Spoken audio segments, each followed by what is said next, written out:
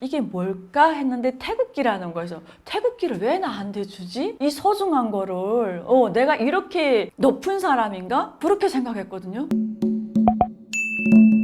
안녕하세요, 안혜경입니다. 저는 북한군 2군단 32 경보여단에서 특전사 부대에서 8년 4개월간 간호사관으로 군복무를 하였습니다.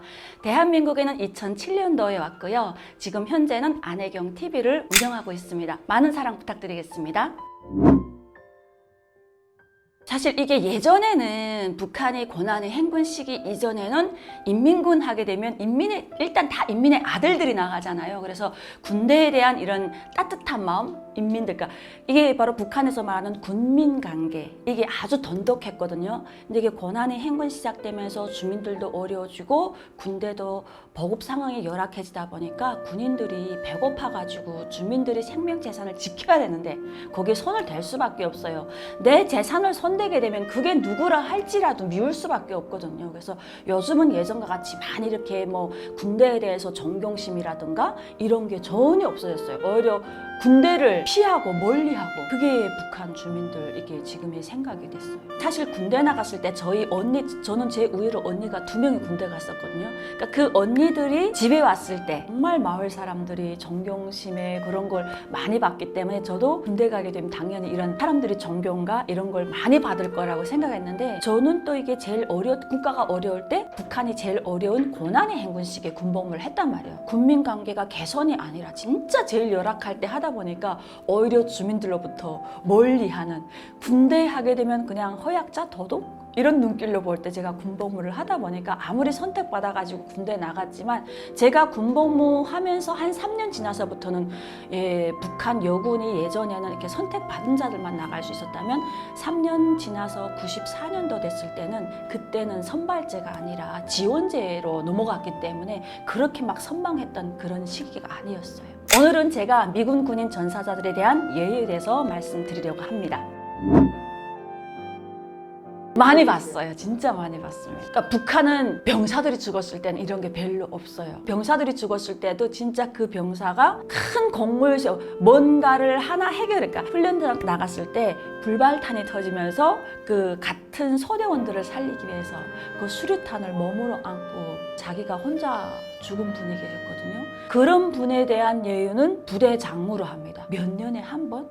근데 그 외에도 부대는 많은 사람들이 죽어요. 부대하면 경보 여단장으로 치르는데 그 다음에 일반 사람들은 그냥 아파서 죽거나 이러게 되면 그냥 그런 거 없이 개나 묻어요. 제가 여기 사진을 좀 가져왔어요. 네. 유명한 이제 육군 밴드라고 하는데 좀 어떠세요? 딱 그냥 보는 걸로 사진으로 어떠세요? 마크 안에 옆에 있는 모인 사람들이랑 멋있네요. 검은 제복을 입었네요. 북한은 군대 악단하게 되면 대체적으로 현악기라고 해서 이렇게 나팔밖에 없거든요. 네, 근데 이게는 다양하게 악기가 첼로부터 시작해서 바이올린 뭐 다 있네요. 저는 약간 이거 좀 신기했던 게 일단 인원이 너무 많은데 네. 좀 악단이고 약간 탭스 같은 좀 위령 야파 같은 거 하면 좀 우울할 줄 알았어요. 자부심이 있겠죠. 근데 북한도 사실 군악대가 있고 부대마다 선전대가 있어요. 그래서 그 선전대에는 북한의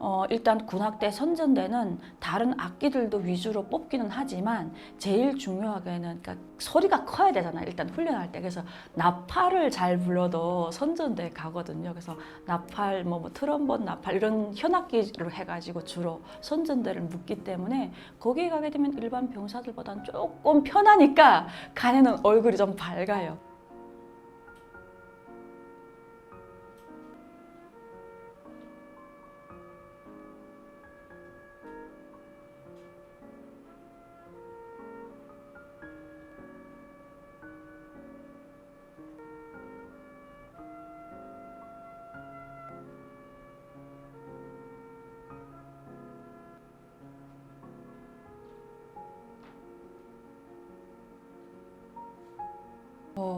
어떠십니까?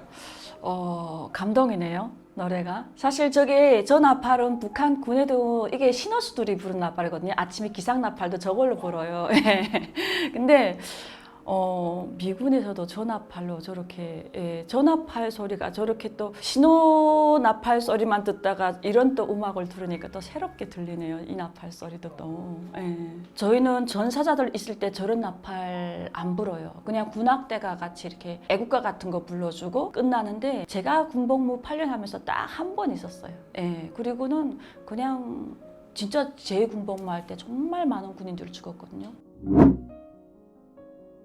네네 들어봤고 한국에 와서 제가 많이 보는 영화가 아프가니스탄 영화랑 그냥 베트남전 영화랑 내가 알고 있는 전쟁은 그냥 저는 전쟁 영화를 그 군인들이 그 용맹함을 제일 먼저 보거든요. 그 용맹함과 그 싸움에서 어떤 전술과 전략을 가지고 적과 조우를 하고 근데 그 중에서 제가 제일 감동받는다 하게 되면 항상 그 전쟁을 하게 되면 다치는 사람은 있잖아요. 꼭 죽는 사람이 있고 근데 그 죽는 사람에 대해서 마지막까지 그 처리 과정이 정말 감동. 그러니까 내 목숨을 바치면서라도 그 사람을 마지막까지 같이 온다는 거에 대해서 너무 감동받았어요. 저런 마음이 어디서 어떻게 생기지? 네, 2009년 11월 5일 에릭 켄북의 아프가니스탄에서 전투 중 전사했습니다.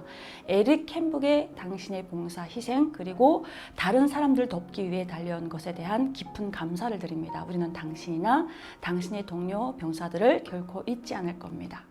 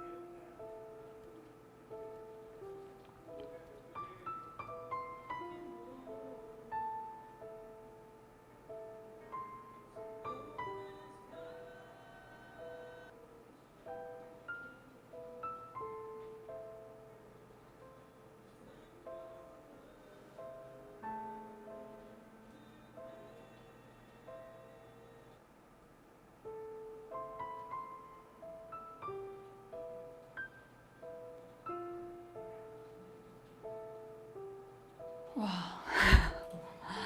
보셨는데 네. 좀 어떠십니까? 이런 예의의 이런 모습 보면서 참 죽음도 감 있는 죽음이다라는 생각이 들어요. 일단 군인이라게 되면 뭐 평화적일 때나 특히 전쟁 중에는 꼭 전사라는 게 있잖아요. 근데 전사했음에도 불구하고 저런 예의를 받는다고 하게 되면 결코 그 죽음이 헛되진 않고 값 있는 죽음이라고 저는 감히 말하고 싶네요. 왜냐면 저희는 한 번도 진짜 사실 저런 예우 같은 경우에는 북한에서 김일성이나 김정일이 죽었을 때 북한군 청참모장 이렇게 큰 게 뭐 원수 같은 사람들 죽어도 저런 예의는 못 받고 하거든요. 그러니까 일반 병사들은 더구나 없어요. 근데 이 한 병사를 위해서 저런 국가적인 예의를 해주고 그리고 마지막 가는 모습까지 이 가족들과 함께 있을 수 있는 그런 시간까지 마련해주는 저런 장면을 보면서 참 복받은 나라에서 군복무를 하고 빛나게 삶을 마감한다는 거에 대해서 저런 군대라고 생각하고 저런 마지막 예의를 받는다고 하게 되면 정말 열심히 구국가를 위해서 내 목숨 바칠 각오가 되어질 것 같아요. 가족이 일단은 저는 그 마지막 그 모습에서 이렇게 헬기에서 내릴 때 그 가족이 자기 자식을 만나게 해줄 수 있는 그런 그 마지막 모습, 그러니까 부모가 자기 자식을 만날 수 있는 시간, 그리고 그 간에 내려올 때 그 국기에 쌓여 있다는 게, 북한은 국기를 그렇게 마음대로 사용 못 하거든요. 아까도 말했지만 김일성이나 김정일 때만 그 국기를 사용하지, 제가 전투 영화를 항상 볼 때마다 마지막 그 국기를 싼 거 이렇게 해서 그 가족에게 드리더라고요. 그런 모습 보면서 너무 감동받았어요.